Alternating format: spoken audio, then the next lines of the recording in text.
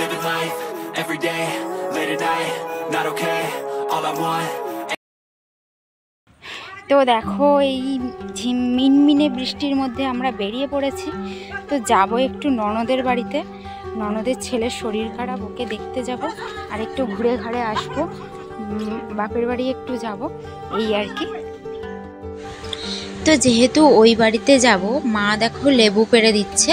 তো এখানে লেবু খাওয়ার তো তেমন লোক নেই, আর গাছ ভর্তি লেবু থাকে, তো সেই জন্যই আর কি যখনই যাই ওই বাড়ির জন্য নিয়ে যাই।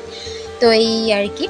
আর এটা গন্ধরাজ লেবুও নয়, আবার পাতি লেবুও নয়, এটা হলো ওটাকে কি বলে, কাগজি লেবু। তো এটাও ভালো খেতে লাগে, আমার তো পাতি লেবুর থেকেও খেতে এটা বেশি ভালো লাগে। তো আমার এই ধুলো বৃষ্টির মধ্যে বেরোনোর একদমই ইচ্ছে ছিল না, তবে বর বলল যে চলো একটু ঘুরে আসি, তো সেই জন্য ছেলেকে নিয়েই বেশি চিন্তা হয়, এই আর কি। তো ওকে ওর মাথায় একটু রুমাল টুমাল বেঁধে নিয়েছিলাম, দেখো আবার মিষ্টির দোকান থেকে মিষ্টি কিনে আবার ভালো করে বেঁধে দিচ্ছি, যাতে না মাথার মধ্যে জল লাগে। আর আমার আঁচল তো আছে, আর মাঝখানে বসে থাকে, তো অতটাও একটু মানে বলতে গেলে একদমই জল লাগছে না, আর পুরো একদম ধুলো বৃষ্টি হচ্ছে, আর তাও প্রথম প্রথম হচ্ছিল, তারপরে তো একদমই কমে গেছিলো ধরতে গেলে। তো যাই হোক, দেখো আমার ননদের বাড়ি, যেখানে চারিদিকে শুধু বাগান আর বাগান, তো এখান থেকে যেতে বেশি রিস্ক আমার তো মনে হয়, কারণ এতগুলো ব্যাঙের মুখ তো, আর বৃষ্টিতে দেখো জল জমে গেছে। তো এইদিকে শুধু পেয়ারা বাগানটাই বেশি দেখতে পাওয়া যায়। তো সন্ধ্যের মুখোমুখিও এসছি, ননদও বাড়ি ছিল না, যার জন্য আরও দেরি করে এলাম। আর আবার ননদ ছেলেকে নিয়ে ডাক্তারখানা যাবে, তো সেই জন্য আমাদেরও তাড়া ছিল, আমরাও তো থাকতে যাইনি, তো একটু দেখে শুনেই চলে যাব, এই আর কি। আর এই হলো মন্দির, রাধাকৃষ্ণের মন্দির। তো দেখতেই পাচ্ছ একদম অন্ধকার অন্ধকার টাইপের হয়ে গেছে, তো সামান্যই আর বাকি সন্ধে হতে।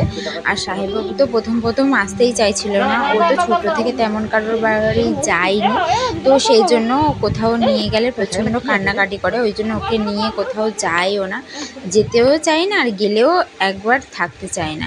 তো এই সাইকেলটা ছিল বলে দেখো ননদের ছেলে বসেছিল, আর ওই চালাবে, যেই গাড়ি হোক না কেন ও হবে ড্রাইভার। ভাবো, মানে একটুখানি মানুষ হলে কি হবে, আর শুধু ওই প্যাডেলটার মধ্যে পা দিয়ে চালানোর চেষ্টা করছে, এইটুকুনি বয়সেই এই অবস্থা। তো দেখো এখানে একটা ছোট্ট শালিক পাখি আছে, এই শালিক পাখিটা আমার ননদের ছেলেই আর কি পুষেছে, ছোট একদম বাচ্চা, তো ওকে নিয়েই খেলাধুলো করে, খাওয়া দাওয়া দেয়। আর দেখো আমাদের দেখাতে গিয়ে পাখিটা উড়ে পালিয়েছে। তো সাহেববাবু গাড়ির মধ্যে বসেছিল, আমি ওকে ধরলাম, আবার সবাই মিলে পাখিটাকে ধরছে, বেশ ছোট পাখি তো এদিক ওদিক চলে যাচ্ছে, কেউ ধরতেই পারছে না তেমনভাবে। তো যাই হোক, আবার এখানে খরগোশও পুষেছে, তো চলো তোমাদেরকে খরগোশটাও দেখিয়ে নিই। আর হাঁস মুরগি গরু ছাগল পাখি টাখি দেখে তো সাহেববাবুর কোনোই ভয় নেই, তাই ওর বাবা ওর কাছে আনছিল, আবার আনতেও ভয় পাচ্ছিল, কারণ এক্ষুনি ধরে চটকিয়ে দেবে। তো এই হলো ব্যাপার। আর এই গাড়িটার জন্যই শুধুমাত্র এখানে ছিল কিছুক্ষণ, না হলে থাকতেই চাইছে না। আর এই হলো খরগোশ, দেখো। তো এখানে বদ্যি পাখি ছিল, বদ্যি পাখিগুলো কি হয়েছে আমি ঠিক জানি না, তবে এখন এই খরগোশগুলোকে রাখা হয়েছে। তো খরগোশ জিনিসটা, এইসব পশু পাখি দেখতে ভালো লাগে, কিন্তু খাঁচার মধ্যে বন্দি থাকলে না একদমই ভালো লাগে না। তো দেখো ননদ দিয়েছিল চপ মুড়ি ডিম ভাজা, এগুলো দিয়েছিল।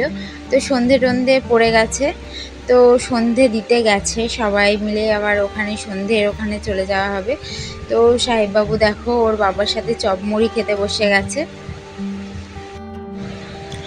আর ঘরের মধ্যে আলোটাও সোজাসুজি পড়ছিল না, যার জন্য ঘরের মধ্যেটাও অন্ধকার অন্ধকার দেখাচ্ছিল। তো সাহেববাবু দেখো এই বিছানার উপর উঠে লাফালাফি শুরু করে দিয়েছে, আর ওর সাথে ওর দাদাকেও লাফাতে হবে, তো ওকেও বারবার ডাকছে। এই তো ওইদিকে সন্ধে আরতি শুরু হয়ে গেছিলো, তো আমাদেরকে ডাকছিল, আর আমরাও দেখতে যেতামই এমনি। এখানে আরতি দিচ্ছিল, তো আমি সবার মাথায় দিয়ে দিলাম আর কি, সাহেববাবুর বাবা দাদা সবার মাথায়।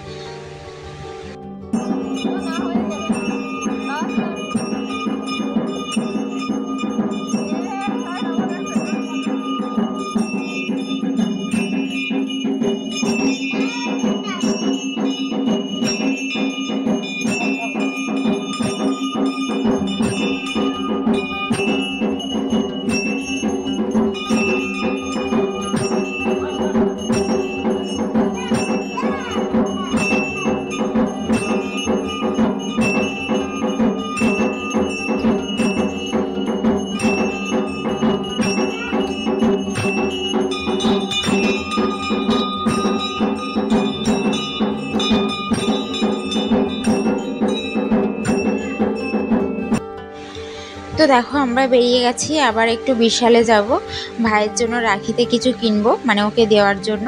আর দেখো আমরা তো সেই বিশালে যাচ্ছি, আর ননদের ছেলেরও ডাক্তারখানায় নিয়ে যাবে, সেই জন্য ওকে আমাদের সাথে পাঠিয়ে দিয়েছিল। আর এই রাস্তা দিয়ে যে মানুষ কিভাবে রাত্রেবেলা চলাফেরা করে জানি না। অবশ্য আমার শ্বশুরবাড়িও যেখানে, সেখানেও কীভাবে রাত্রিবেলা চলাচল করে আমার নিজেরই ভয় লাগে। রাত্রিবেলা আমি বেরোই, কিন্তু এর মতো তো সরু রাস্তা না, আর চারিদিক শুধু বাগান আর বাগান। তো দেখো বিশালের মধ্যে চলে এসেছি। তো ভাইয়ের জন্য একটা টি শার্ট আর একটা হাফ প্যান্টই নেব রাখির জন্যই। তো হাতে বেশি সময় নিয়ে আসিনি, তাই জন্য ঝটপট করে দেখছিলাম জিনিসপত্র।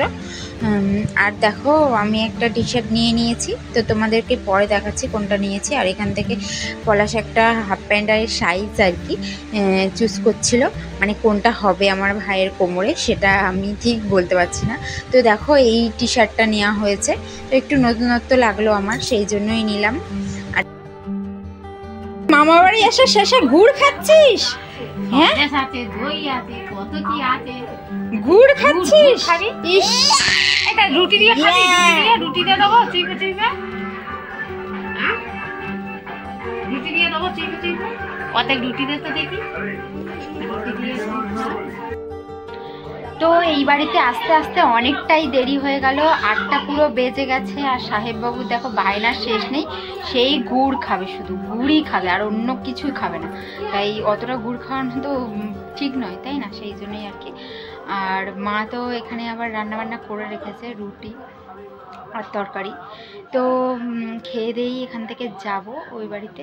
তো একটু পরে ঘন্টা দেড়েক পরেই বেরোবো, কারণ এখান থেকে সাহেববাবুকে খাইয়ে দাইয়ে নিয়ে যাব। ওখানে গিয়ে আর খাওয়া দাওয়ার কোনো ঝামেলা করবো না, যাব গিয়ে চেঞ্জ করবো, করে শুয়ে পড়বো, এই হলো ব্যাপার।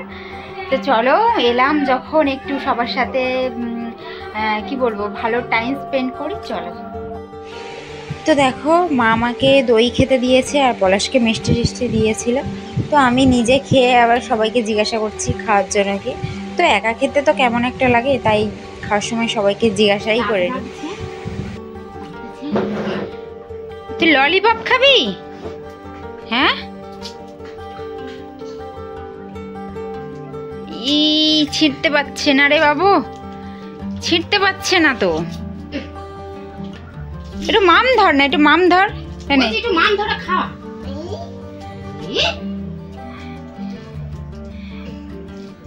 এইসব খাচ্ছি ঢুকে দিচ্ছে, ভয় লাগে না? ওরকম দিতে নেই, সামনে দেখা।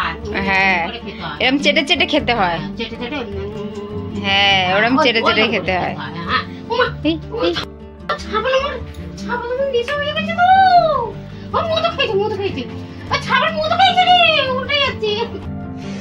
তো 9টা প্রায় বেজেই গেছে। আর এখানে দেখো মা, ভাই আর পলাশকে খেতে দিয়ে দিয়েছে, ওরা রুটি আর তরকারি খাচ্ছে, আমি একটু ভাতই খাবো।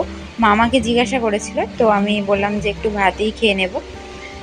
তো মাংস তরকারি দিয়ে আমার ভাতটা মাঝে মাঝে একটু বেশিই ভালো লাগে, সেই জন্য ভাতই খেয়ে নিলাম। তো ওই বাড়ি থেকে খেয়ে দিয়ে চলে আসলাম। আর আস্তে আস্তে প্রায় 9:30 বেজে গেছে। আর সাহেববাবু প্রচণ্ড কান্নাকাটি করছিল, তো যার জন্য ওকে আগে ঘুম পাড়িয়ে দিলাম, চেঞ্জ করে নিলাম তারপরে। তো এখন তো রাত ভালোই হয়েছে, 10টা 10 হয়ে গেছে প্রায়। তো চলো আজকে আর কোনো কথা বলছি না, এবার ঘুমাবো। ভীষণই শরীরটা ক্লান্ত লাগছে, সেই জন্যই আর কি। তো চলো দেখা হচ্ছে তোমাদের সাথে নেক্সট ভিডিওতে। অবশ্যই ভিডিওটা কেমন হলো অবশ্যই কমেন্ট করো। তো চলো, গুড নাইট।